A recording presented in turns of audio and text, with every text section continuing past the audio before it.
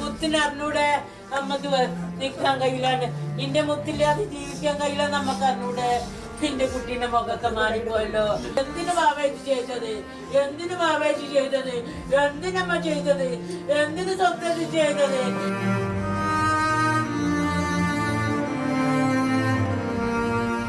അമ്മ നിക്കണത് സമാധാനത്തിലാണ്. ഇന്നെ കൊണ്ടുപോകണം മോനെ. അമ്മന്റെ കുട്ടി അയ്യോ എന്റെ കുട്ടി പോ.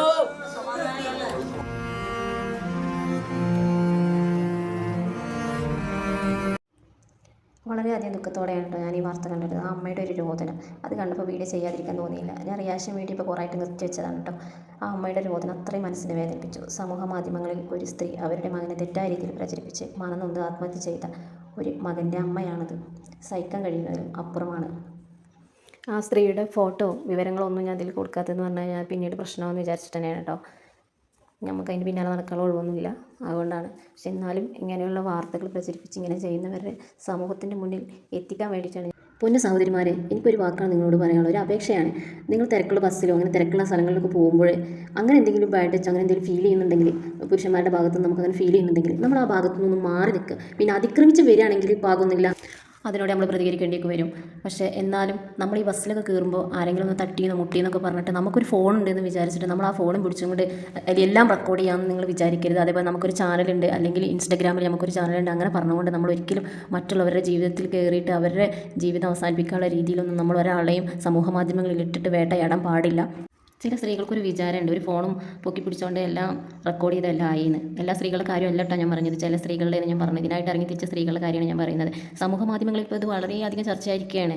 ഈ ബസ്സിൽ കയറിയിട്ടും പൊതുസ്ഥലങ്ങളിൽ ഇറങ്ങിയിട്ടും സ്ത്രീകൾ ചെയ്യുന്ന ഇങ്ങനത്തെ ഒരു അക്രമങ്ങൾ. ഇത് ഒരുപാട് റിയാക്ഷൻ വീഡിയോകൾ വന്നിട്ടുണ്ട്. അതിൻ്റെയൊക്കെ താഴെ ഒരുപാട് കമൻറ്റുകൾ, സ്ത്രീകൾ തന്നെ ഒരുപാട് കമൻറ്റ് ഇട്ടിട്ടുണ്ട്. എന്താ വെച്ചാൽ ഇത് എല്ലാ സ്ത്രീകൾക്കും ഒരു സംസാര വിഷയം തന്നെയാണ്. കാരണം ഈ നമ്മൾക്ക് എല്ലാവർക്കും ഉണ്ടല്ലോ, ഭർത്താക്കന്മാർക്ക് പുറത്തിറങ്ങേണ്ടതാണ്, ആൺമക്കളുണ്ടാവും, ആങ്ങളമാരുണ്ടാവും, അവർക്കൊക്കെ പുറത്തിറങ്ങേണ്ടതാണ്. അപ്പോൾ ഇവരിങ്ങനെ ഓരോന്ന് ചെയ്ത് കൂട്ടിയിട്ടുണ്ടെങ്കിൽ ഇത് ജീവന് വരെ ഭീഷണിയായിട്ട് നിൽക്കുകയാണെങ്കിൽ നല്ലൊരു ബുദ്ധിമുട്ട് തന്നെയാണ് ഇപ്പോൾ ഈ നേരിട്ടുകൊണ്ടിരിക്കുന്നത്. ഇനി ഒരാളിനും ഇങ്ങനത്തെ ഒരു അവസ്ഥ വരാൻ പാടില്ല. എല്ലാവരും ഇതിന് പ്രതികരിക്കണം എന്നാണ് എനിക്ക് പറയാനുള്ളത്. കള്ളപ്രചരണങ്ങൾ നടത്തി സ്ത്രീകൾ വലയിൽ വീഴ്ത്തുന്ന അല്ലെങ്കിൽ പുരുഷന്മാരുടെ ജീവിതം കളയുന്ന ഒരു സന്ദർഭം ഇനി ഉണ്ടാകാൻ പാടില്ല. ഇതിനെല്ലാവരും ശക്തമായി തന്നെ പ്രതികരിക്കണം. അങ്ങനെ ഒരു അനുഭവം ഉണ്ടായി, പ്രത്യേകിച്ച് സ്ത്രീകൾക്ക് അങ്ങനെ ഒരു ബുദ്ധിമുട്ട് നേരിടുമ്പോൾ നിയമപരമായ സംരക്ഷണങ്ങളും അവകാശങ്ങളും ഉള്ള ഒരു രാജ്യത്താണ് നമ്മൾ ജീവിക്കുന്നത്.